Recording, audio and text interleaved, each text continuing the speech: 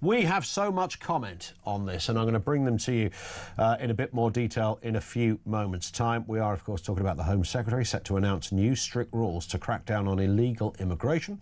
She'll announce UK visa bans for countries that refuse to take migrants back, alongside seizing valuables from illegal immigrants to help with the cost of accommodation. Let's have a listen to what the Home Secretary posted on her own X account about the asylum system. Here she is. In the last 4 years, 400,000 people claimed asylum here. Over 100,000 are housed and supported at taxpayers' expense, putting huge pressure on local communities. We need to reduce the numbers coming here illegally. We need to remove more people who have no right to be here. We will always be a country that gives sanctuary to those fleeing danger, but we must restore order and control. And of course, already the room is somewhat divided on this, and there is a sense that many Labour backbenchers will not be happy about some of this. And our previous guest, Alex Dean, even predicting there could be resignations today when she makes some of these announcements. Let's firstly get a word from Baroness MacLean, Conservative peer, former Home Office Minister. Baroness MacLean, good afternoon to you. Nice to have you with us. You know what the Home Office looks like. I bet you couldn't wait to get out the place. I mean, it's never a dull day over there. That's and right. the files and the agendas, and just when you think you've got a gap in your diary, along comes a pesky civil servant and fills that 7 minutes. So there's never a moment. You recognise all of this, I know you do. But listen, look, I mean, Shabana Mahmood appears to be, on the face of it, more serious, let's put it this way, than perhaps her predecessor, and some would say taking or going further than some of her Conservative predecessors. What do you make of that? So, look, I wish her all the best, because this is in the best interest of the country and putting partisan politics aside. But my worry, Ian, because you've talked about being inside the Home Office, and I was inside the Home Office, and I did serve as a minister there, and I had a fair bit of involvement with the immigration and asylum issue. What she's doing is she's talking tough to appeal to voters and people who are really concerned about this issue. But the things that she's saying will not deliver anything like the amount of change that needs to happen. And we've seen that. I mean, I could speak from experience. One thing about losing an election is that you do have time to reflect on where you went wrong. And this is exactly what we did. Our party did the same thing. We got it wrong. We talked tough, but we didn't deliver. And that is the problem that she's going to face, even if she can get it through her own backbenchers, which it doesn't look likely that she will. Where's the biggest hurdle likely to come from on this one? Chris Philp, the Shadow Home Secretary, has already said that, you know, all the while we're in the ECHR, these problems are not solvable because there will always be a legal argument against it, and while you're working it out, many years can pass before they are even get to a courtroom or any kind of conclusion. So he's suggesting it's tinkering around the edges. Yeah, I mean, look, we haven't seen what she's going to announce, but it's all been trailed pretty heavily. So she's announcing stuff that's actually already the law. So the visa restrictions that she's talked about, well, we legislated for that when we were in government. And by the way, her and her party all voted against it. Those powers already exist.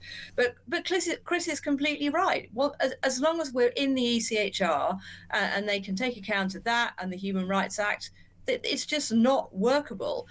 And unless they fundamentally reform the Modern Slavery Act, which is now also being used as a fast track for illegal migrants rather than what it was meant to be, which is actually dealing with very vulnerable young people in our own country, she won't be able to do any of it. And of course, she will not be able to get that through her own party, and certainly not through the House of Lords either.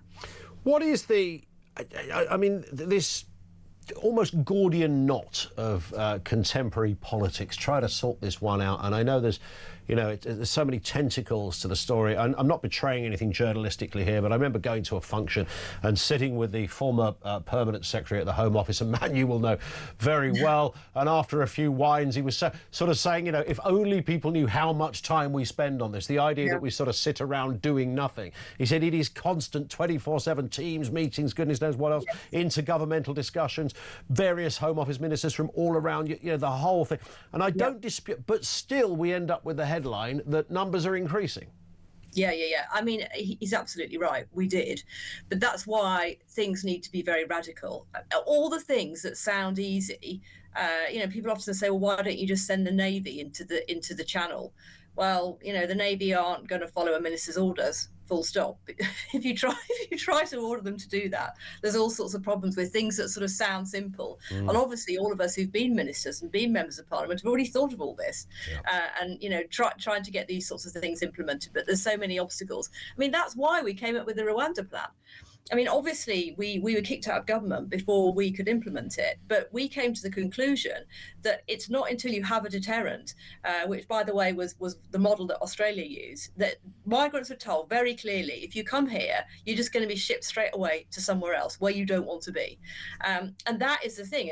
As soon as that message gets out there onto the beaches of Calais and into the smuggling networks, it isn't going to be worth them spending $20,000 or whatever it is for a passage in a small boat.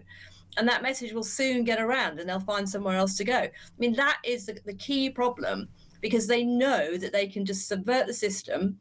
And that's why we, through very painful experience, realised that was the only way to do it.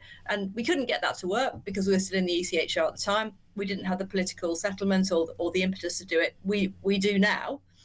And that's absolutely what we should do as a party, and we're now united behind that. But clearly we need to sell that and get back into government before we can actually implement it. Indeed. 2029, is that a likelihood? I mean, it's a separate question largely. It's a few years away.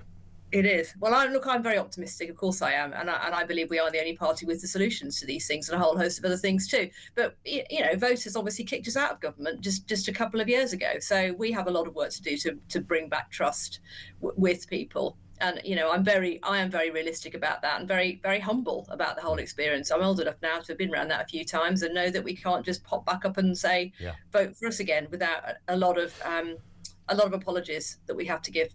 I get it. Listen, Baroness MacLean, thank you for your time. Really appreciate it. Baroness Rachel MacLean, Conservative peer, former Home Office Minister.